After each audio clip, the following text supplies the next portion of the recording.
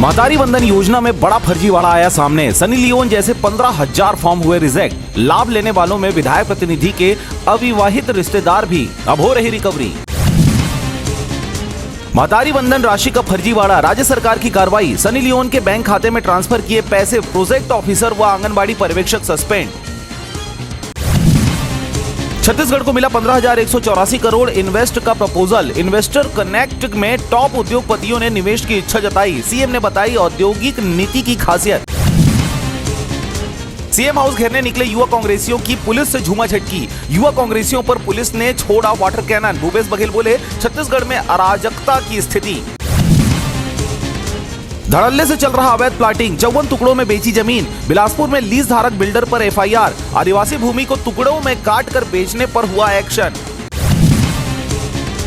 छत्तीसगढ़ में सरकारी नौकरी बचाने रो रहे बीएड के टीचर। महिला बोली, नौकरी दीजिए या इच्छा मृत्यु दे दीजिए। आज हड़ताल का 5वां दिन।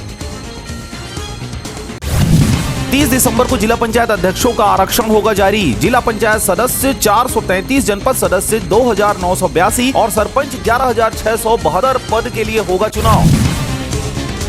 गांव की सड़कों पर दौड़ रहे बिना नंबर प्लेट के हाईवा। तेज रफ्तार और लापरवाह प्रशासन बना जानलेवा। दोषियों पर कार्रवाई की मांग को लेकर ग्रामीणों में आक्रोश।